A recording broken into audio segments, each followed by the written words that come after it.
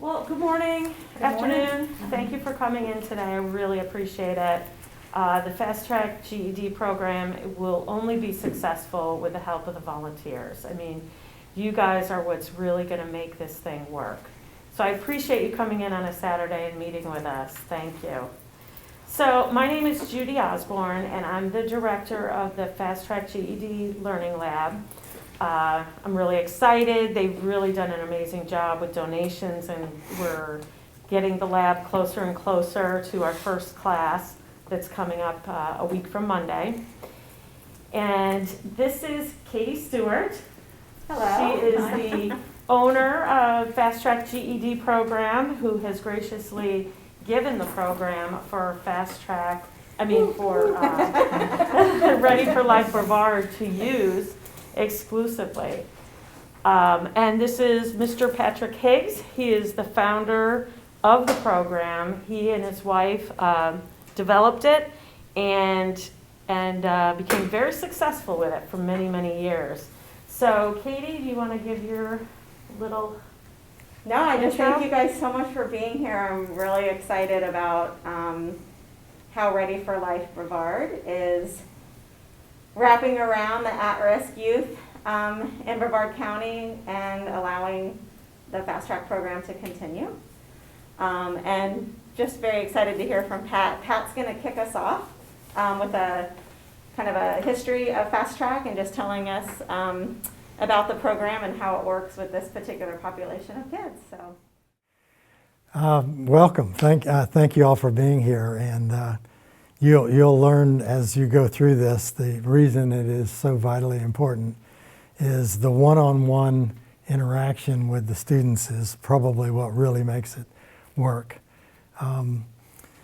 Fast Track is a lot different than standard education in primarily one regard, and that is there's not a curriculum. They do use educational materials when you have time to apply them. But the trick is identifying what it is the student does not know and spend your time working on that with the student.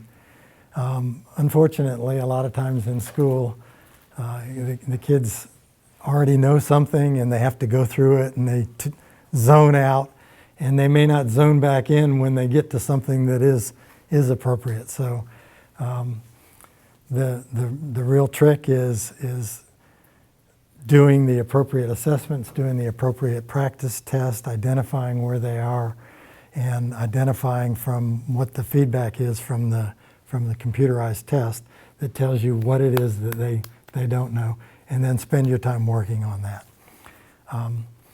We've been doing this since the late 70s. I was in the Air Force in the early 70s and got out and was in banking for a while. And while I was working on my master's degree, I had a couple of college professors that were very interested in my writing style, and they wanted to go to the Department of Labor and offer a program to the Department of Labor for economically disadvantaged youth that would prepare them for life, the jobs, the business world, independent living, all kinds of things. And so we put together a 10 or 12 module package, and it was based on one real key principle. And so, okay, I'll wait. And that key principle was you spend a little bit of time telling, or in the traditional setting, lecture, but just a very small amount of time. A little bit more time showing people how to do something, and lots of time practice with feedback.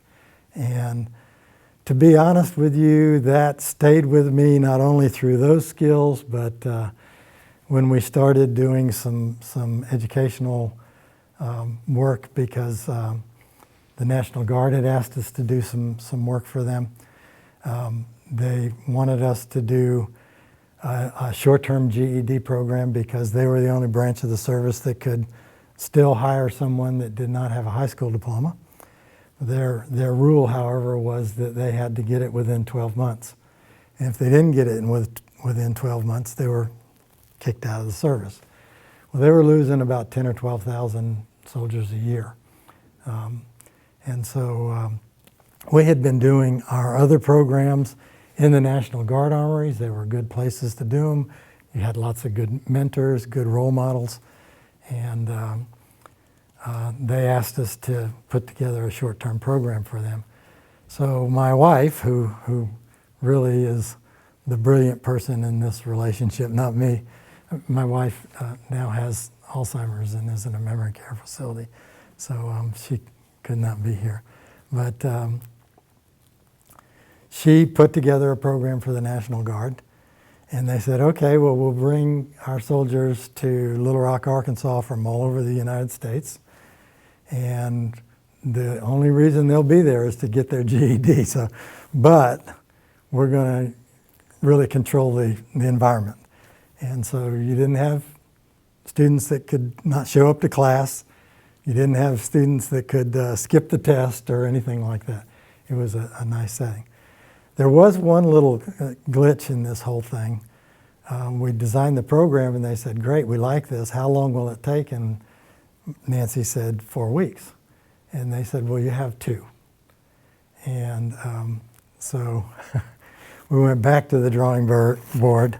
And the earlier GED test actually was kind of nice because you could take the test and you actually could find out exactly which questions you missed. Now you might have 8 or 10 different tests, but they would tell you exactly what was missed, so you could know very precisely what to focus on. So the name of the game then was, okay, let's pre-test them, find out where they are. If it looks like they can get through, go on and have them take the formal test, and then knock out the sections of the test that they don't have to revisit, and then we don't have to spend any more time dealing with that. The National Guard was an interesting group of people. They did very well with math. They did very well with science. They did okay with social studies, and they did terrible with language arts. So we ended up spending lots of time in the language arts. And so one of the things that would happen is if we had a class of eight students and 6 of them had passed everything except language arts, well, those 6 could be kind of in a group class setting, and you could do things with them, and you didn't need individual one-on-one as much. The other 2 would need one-on-one attention to deal with the specific subject that they were missing. Well, that program was very, very successful. It kind of attracted the attention of some people in Canada, and they were interested in our business, and they bought our business. And that actually, the National Guard program was not called Fast Track. It was a predecessor to that. Was designed exclusively for that population, exclusively for that atmosphere and that classroom setting. But they ran about 10,000 soldiers through over the years, and they had a 94% pass rate. So we were very, very pleased with that. My wife was also a county commissioner in years past, and she had been asked to sit on the board of directors for the community-based care of Brevard County, and got interested in working with foster kids. And when she got off of being a county commissioner, she also got off the board of the CBC. But she knew a lot of those people and maintained contact. And in 2008, they contacted us and asked us, could we put something together like the National Guard program for foster students. And there again, it was pretty easy to do. The population was a little bit different. the process was a little bit different. Some of the challenges were a lot different. But I will tell you that she successfully once again put together another program. It was a little bit longer. It was a 4-week program. And it lasted as a 4-week program, Judy, until 2014, when they changed the GED test and it got considerably harder. But it was very successful. We ran right around 80% pass rate with that population. And if we could get the students to come to class every day and to not skip the test and not, just write it off altogether, we ran about 92%. So we were very, very happy with that population. And I don't really have a whole lot more to say about it except a couple of bits of advice for you. This is a very bright population of kids. The fact that they don't have a high school credential has nothing to do with intelligence. It has everything to do with the circumstances that they're dealing with. They've had their families give up on them. Their birth families give up on them. Many of them have been through multiple foster families. They've learned that the simplest way to deal with something when you don't want to deal with it is just like it doesn't exist. Just write it off, okay? And so my number one advice to you is, no matter what, stay with these kids. Stay with them forever and ever and ever. If they will come back, and if they will put in the effort, and if they know that you believe in them, sooner or later they'll start believing in them, and they'll have lots of success with this. Unfortunately, we can't change the rules on what it takes to get the credential. That's all set up by the educational system and the GED testing service and all those people. We're stuck with that. And these kids a lot of times will want to throw their hands up in the air and say, why in the world will I ever need the Pythagorean theorem, for God's sakes? This is stupid. This is dumb. I'm sorry, it is stupid. It's dumb. You may never use it the rest of your life, but you got to have it to get the credential. And the important thing about the credential is that a kid without a high school credential will make about $10,000 less a year for the rest of their working life, and that's a lot of money. And that's, and it's tremendous impact on them. So they're just going to have to, yeah, I'm sorry, we agree. But let's get back to this, because you got to have it to pass the test, okay? And I just, that's all. I do want to say one other thing. The National Guard population, they had difficulty with math. I'm sorry, excuse me, I said math, with language arts. They had difficulty with language arts.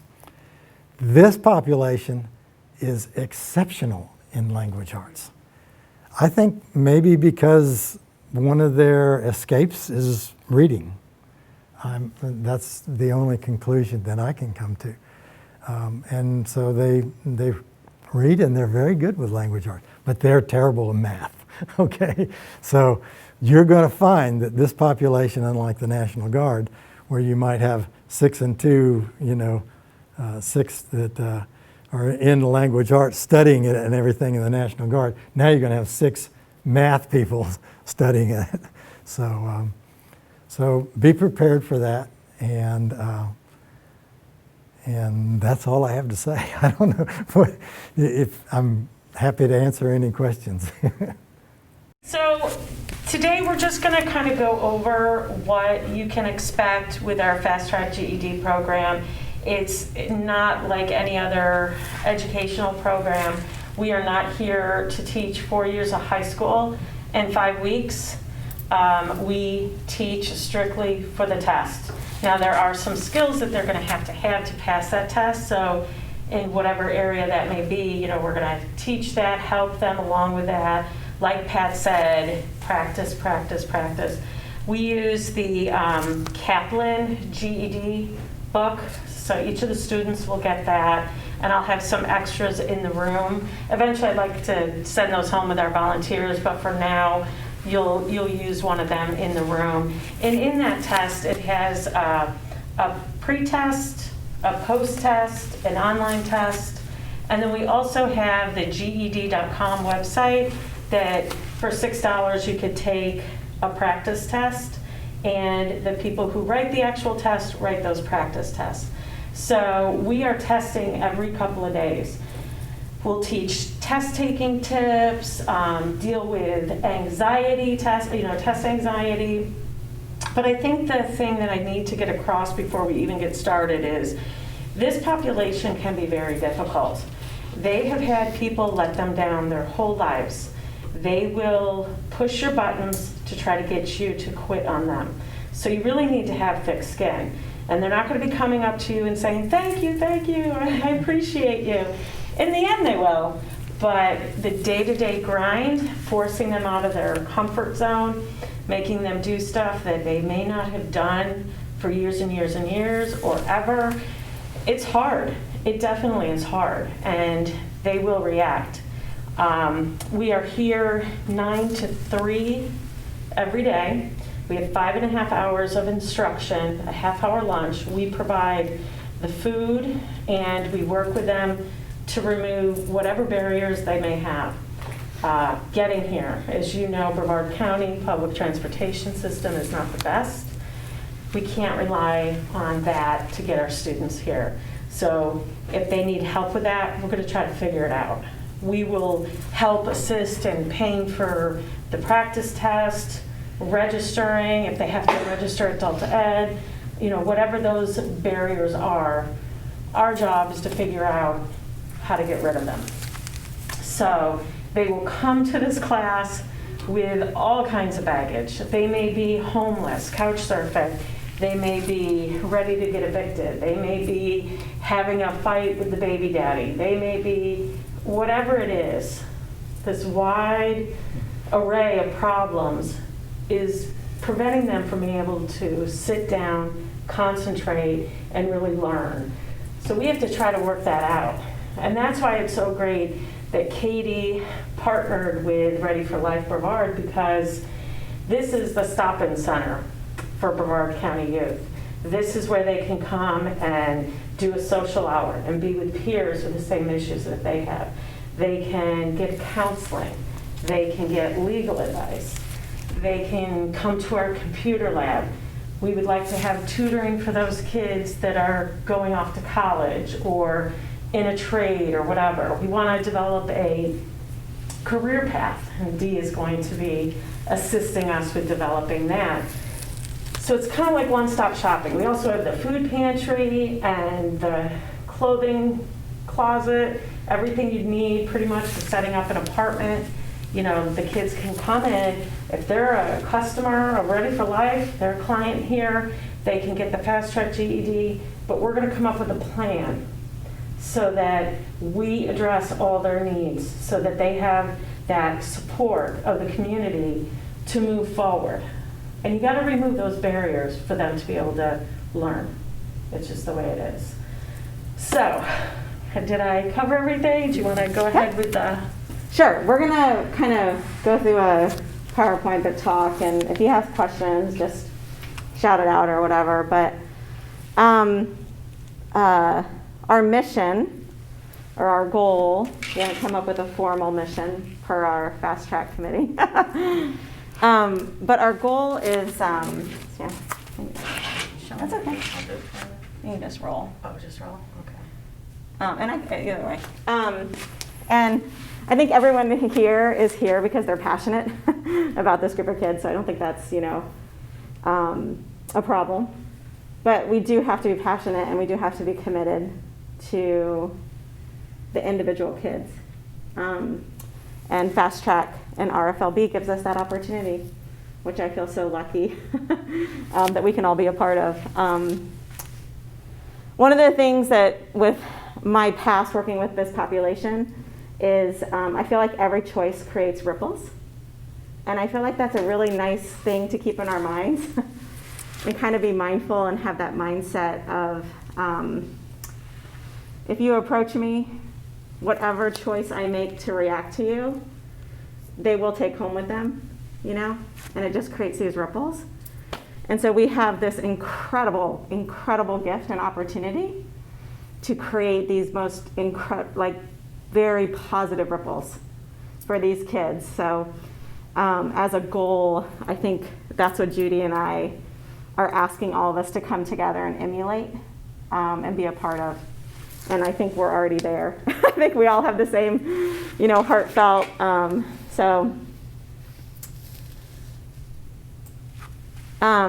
What is the Fast Track program? I feel like some of this is redundant. We've definitely covered a lot of it, so I won't spend a lot of time on it. But I think the most important thing is that it's a very supportive, non-school environment. It's a safe place for the kids to come and the students to come and, like Judy said, take all those burdens and all those things that are weighing on them, set it aside for a moment. We're going to hold them for it, for them, and let them learn. And that's where regular education just didn't work for them. Normal education doesn't give the students that opportunity to truly understand that they're coming to class, hungry. There's so many barriers, as you all know. So I think that that's just something, really important that Pam and Corey have provided this environment for full immersion and just learning without all that distraction. So, the program was created for foster youth, but RFLB extends to all at-risk youth. And I think that we all agree that all of the at-risk youth have very similar problems that they face. So although we talk about the Fast Track program as being a foster care, age out of foster care program, a distinction that you guys and we need to know as a team is that there'll be students coming in that aren't in foster care, and they're still facing the same problems, and we still have the resources to help them. It's not, RFLB is not limited to just the foster care, right, Corey? Okay, so I think that's really important. Judy kind of went over a little bit what we're asking and kind of the course of study. Just so you guys understand, the Fast Track program is a 5-week program. It runs Monday through Thursday, 9 a.m. to 3 p.m. What we're asking of our volunteers is, and this may change and evolve as we all get to know each other and based on availability, but what we'd like is 3-hour increments, 9 to noon or noon to 3. And then Tuesdays and Thursdays are critical volunteer days. Mondays and Wednesdays will be test days. So we can kind of get away from having so many people in the room.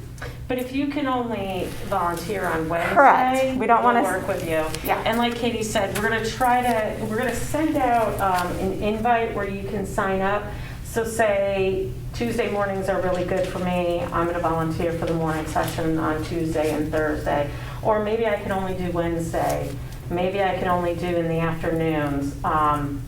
So whatever works for your schedule, we're going to gladly take you. We're going to work with you, and we'll be very grateful for whatever you can donate. Yeah, we wanted to put a framework around it, so we have a framework to start with and kind of some goals as a volunteer, as a group. But I think that you'll see as we start to approach the end of the 5 weeks, it also becomes very specific to the student and kind of what they need. And just like Pat was saying, maybe there's 2 people that need math, and so really we just have 1 tutor come in. But in the beginning, the one-on-one is critical. And then we kind of move along that way. We'll use the GED.com. We have some practice tests. Everything's online now. So, which is why the kids aren't going and getting their GED by themselves, right? Incredible information on GED.com. I don't know if you've ever been out there. You can register and get an account. Yeah, I would recommend that. If you're going to be volunteering, what I would recommend, it's free to register and set up an account. It's, I think, $6 a practice test if you wanted to take a practice test, but at the very least, just go on it and become familiar with it and become familiar with signing on. We have a full computer lab, but the computers are old and older, and we have new software and stuff being used, so we're probably going to have some glitches. So if you're at least already familiar with the website, that's a huge help, just running around the room and helping the others sign in and fix whatever problems they're having. So. Yeah, and next week, has anyone ever used Loom? Anyway, I'm going to do some video training recordings of logging in and actually going through the process. You will be shocked in today's technology how many steps you have to go through and how hard it is to purchase the test, and then you're like, and then you go in and it keeps telling you to purchase it. It keeps telling you to purchase it. So there's all these little kind of tricks. It's really frustrating. So I thought I would I'm going to put together a training video that I can just talk over, and you guys can, and then that way you can even refer to it if you're sitting with a student. But definitely if you can become familiar, that'd be great. There's preparation and study materials. The final test, I have it on here that it's an approved testing site. But because of COVID, they now are allowing the kids to do it online with a proctor online, which is so exciting. Because that just breaks down so many barriers for us. I mean, to have them come to us and do a trusted place where they can come and take the test, they're going to show up for the test. That's such a big barrier for us to get them to the test site. Yeah, instead of us driving them all up to Clear Lake and Cocoa to do the testing site, which we've also had problems with students' behavior in the test centers. I mean, it's gotten kicked out before. Wow. They're just not as sympathetic to our clientele. So this is going to be awesome. That's a really good. And we can thank COVID for it, but. I know, a positive silver lining. So one of the things that I wanted to show is for the first time, the students coming to us, we want them to have a goal, we want them to have a place that they feel safe, and for the first time, something that they are choosing to finish and accomplish. And that's kind of, we're going to watch this video. I don't know if it's going to play. But I would, has anyone seen Removed or heard? No, it's not. Yeah, I'll send you guys the link and we can watch it at another time. It's a 3-part series. It's utilized in social work training to showcase what it is to be a foster child. It's extremely powerful. I definitely encourage going through and watching it. Yeah, there's actually 2.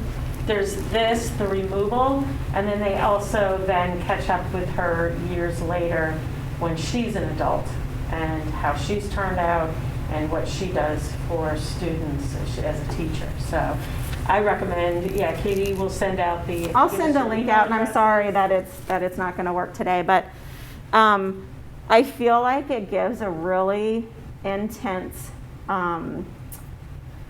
way for us to be able to articulate what the kids are going through when we're talking together. I think it gives a way for us to really connect with and understand that these students truly do not feel like they're being heard.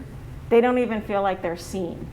So watch it. I think it's a great tool for all of us to be aware of, and we can refer back to it and stuff like that. So that would be really great. The very first GED class, or fast track class that Pat did, we had this one student who came up to him at the end of the class and was like, I've never finished anything in my life. You know, like this is the first time that I chose something and I finished it.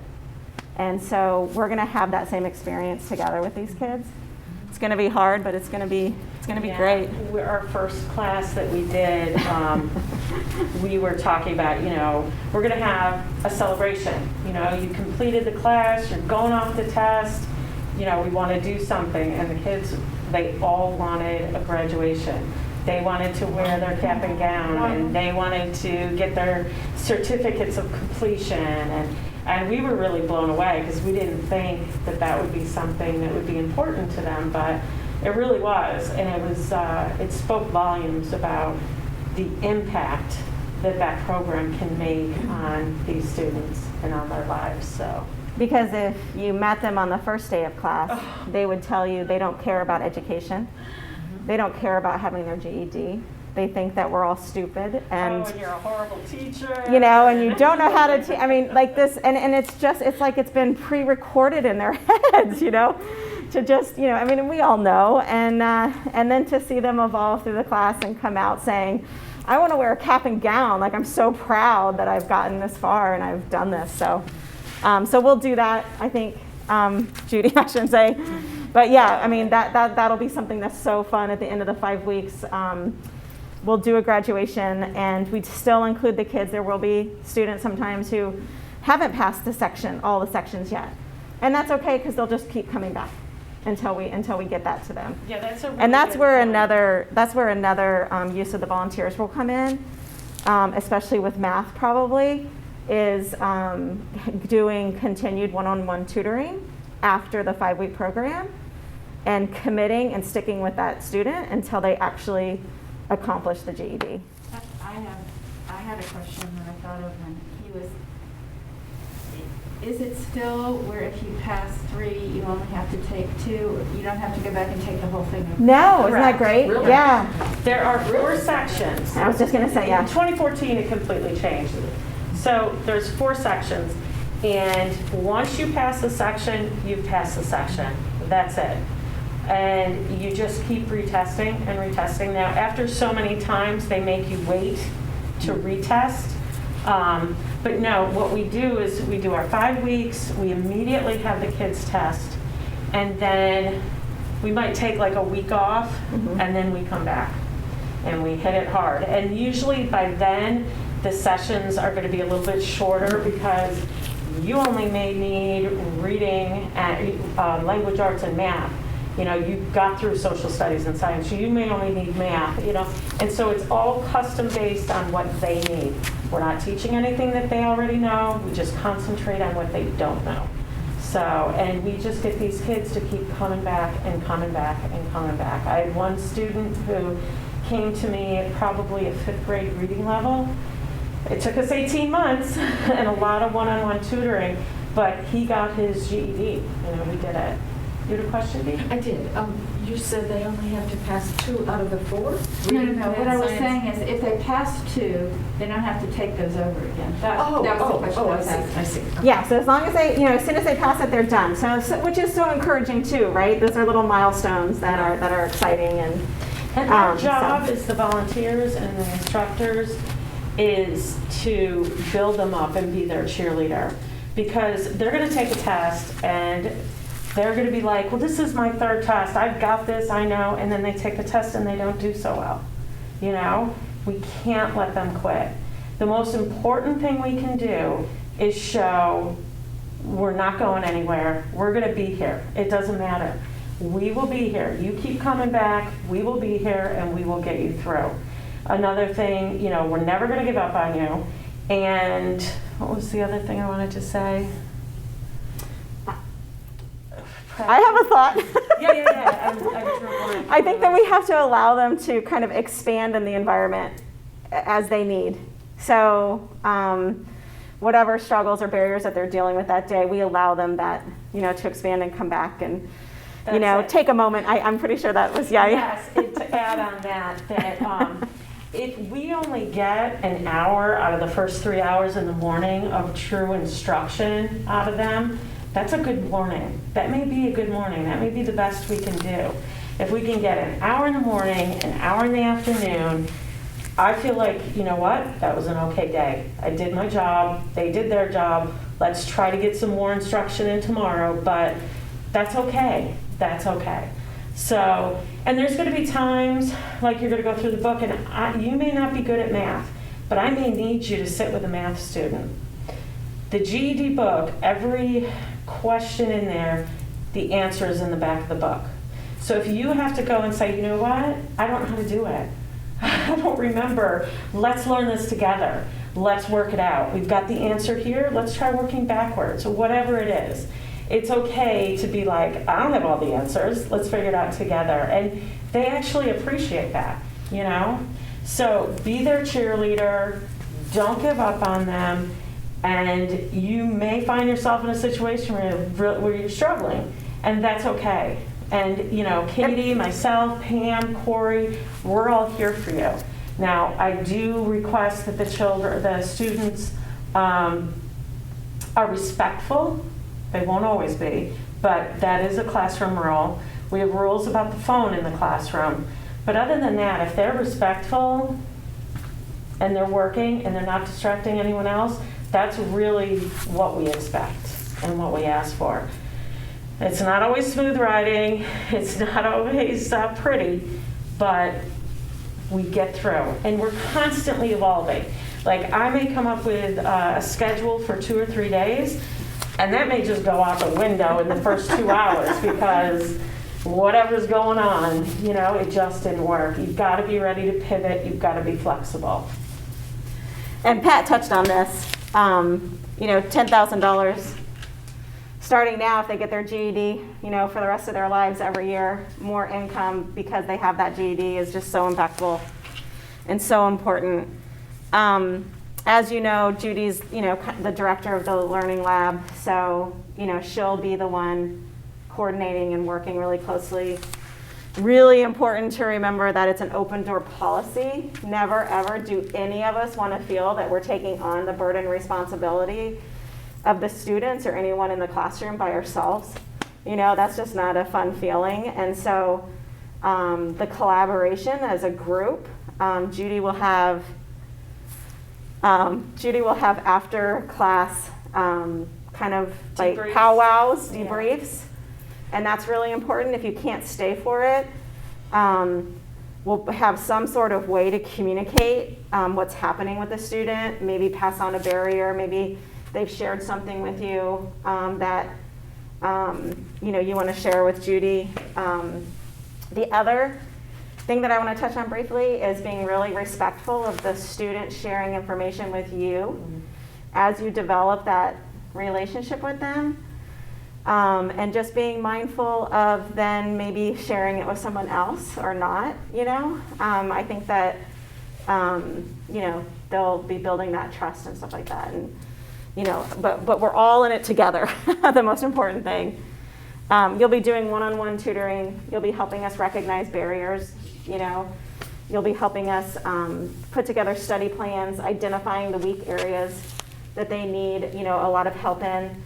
The different ways they learn, you know, are they a visual learner? Can they sit in front of a computer and watch math problems and learn that way? Can they, you know, so all of those things are so helpful from our volunteers, and it's so exciting because all of you guys have, you know, education experience and all this stuff. So it's like we have this room full of superstars.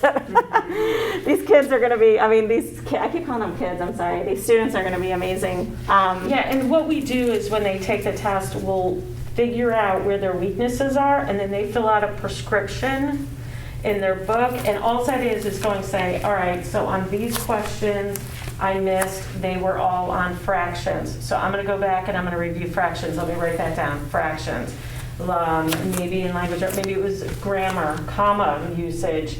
I had a hard time with that. So then you'll have a prescription of what that student needs to work on. So, and I'll always be there to say, you know, could you work on this? But you may want to pull out that book with them, because say today was supposed to be math.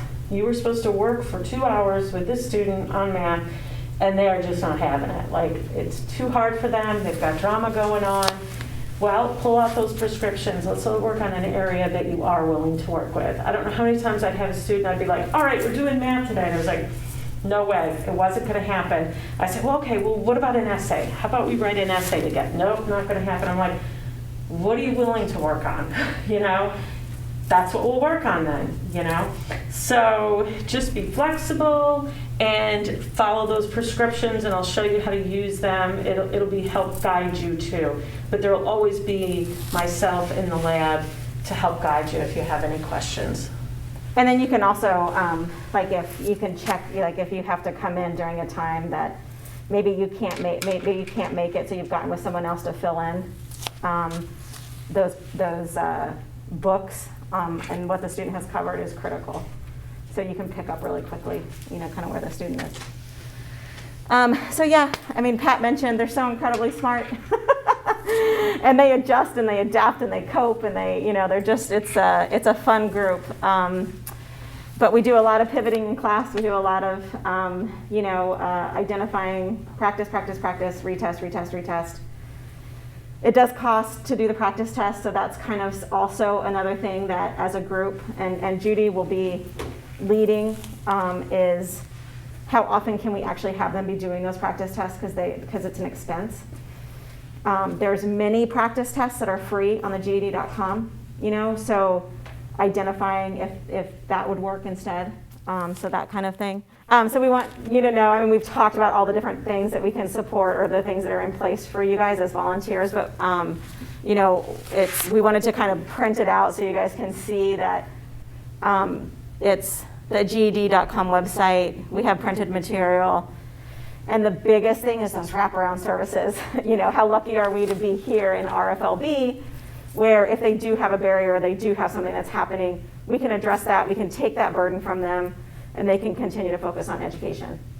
So that was just a quick little, an open door policy for us, for any question. And then just kind of a reiteration of what we're asking, As you can imagine, these students have been faced with a lot of difficulty, a lot of people coming and going in their life, and so we would love the opportunity to have someone in that 5-week period really committed to specific times, where we kind of all got on a groove and the students knew what was happening, and they knew that when they came in, you'd be there in the morning or you'd be there in the afternoon, that sort of thing. We know life gets in the way. We are so thankful for your time, and we will adjust and we will adapt and we will work with you. But if there is an opportunity to commit like Tuesday mornings or Thursday, that would be ideal. And also, this is different than when we used to do it. We used to have 2 instructors in the classroom at all times.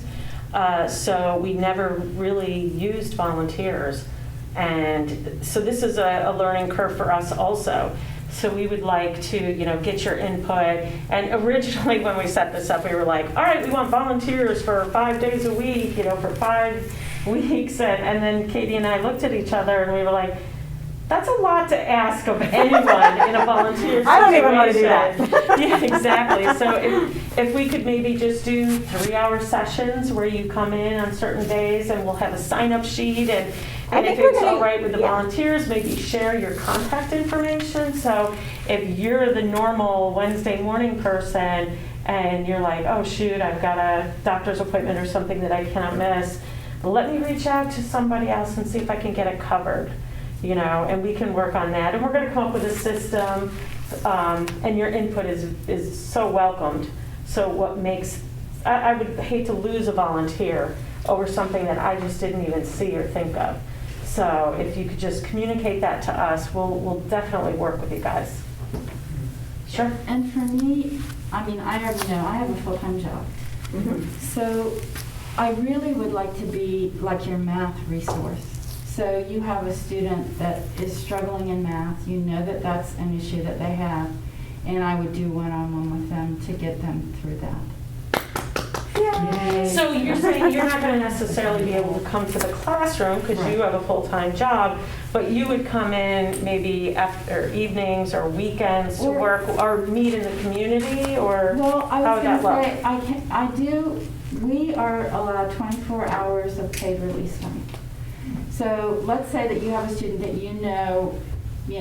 or maybe a couple of them that have difficulties with math. So I could schedule to come in on a Thursday, but all I would work on would be the math part that they needed. Sure, we And can arrange that. Yeah, and this is perfect. This is exactly what we were talking about, collaborating and saying, and so we can get together and compare notes as to which students are needing that math, and we get very specific about, like Judy said, like they need to work on commas. Mm-hmm.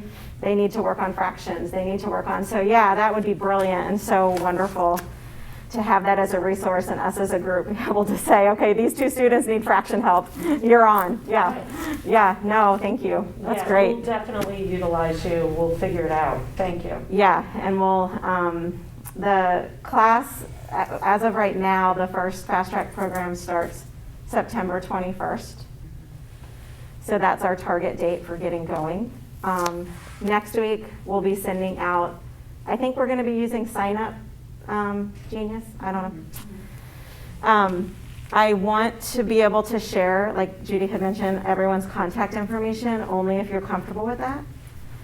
So that, you know, we can collaborate with each other, and maybe you have a math question or a language art question or something that you're a student, you know, so, or helping each other fill in. We have an educator's handbook there for you. We were going to tell you that we're going to go ahead and have you take the pre-test, just so you can feel that anxiety build. Like our students. We did that in the first training class, and they all like ran out the door. No. But just imagine how stressful it is for, you know, for these, you know, students that have so many barriers and stuff. So it is kind of, we did give it to you. Copy of, it's like a half a test that's in the Kaplan book, just to give you an idea of what it kind of looks like. And the GED educator manuals are great. Kind of look that over. And like I said, go on that GED.com website and just kind of get comfortable with it and play with it a little bit. It'll help. So we'll be definitely in touch next week. And we'll be sending out that survey to see when you're available. That is my email address. Could you? Right there. Good. Oh, did I spell it wrong? No. Okay. That's mine and Pam's email address. So you can reach out to me if you have any questions.